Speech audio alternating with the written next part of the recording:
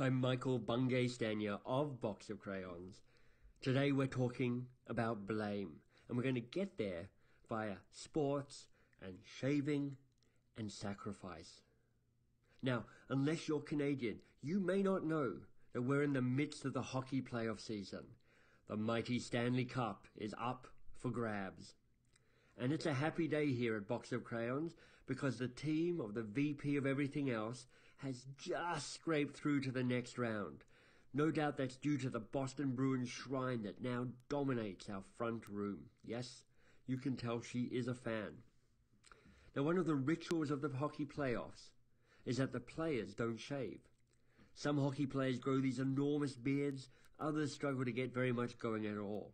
But these beards are supposed to be lucky. Even though 15 of the 16 teams, the hairy teams, are still going to fail. And when they fail, the finger-pointing begins. In sports, it's the coach and the owner and the players on your team and the players on their team and the schedule and the referees. And this all reminds me of the Scapegoat, a story from the Bible and earlier. And in this story, the collective sins of a community were placed on a poor, unsuspecting goat, and then the animal was banished to the wilderness, taking, so the theory goes, the evil with it. Now, it can be useful to have a common enemy. It keeps the us together by creating a them.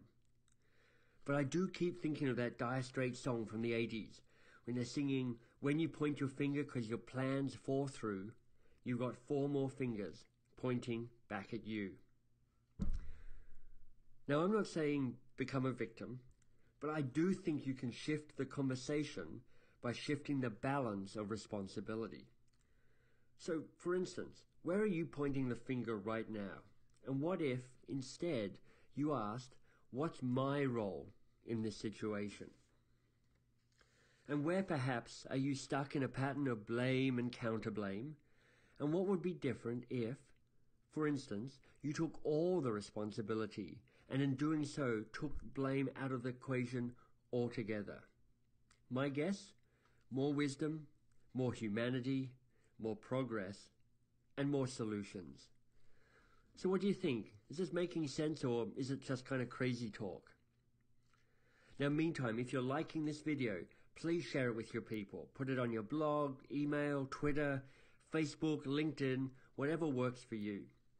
And if you're enjoying this, you can sign up for some more of the free and awesome stuff we've got at Box of Crayons. There are quotes and newsletters and interviews all available on the website. And why don't you start with the Great Work Provocation? The sign-up's right there below.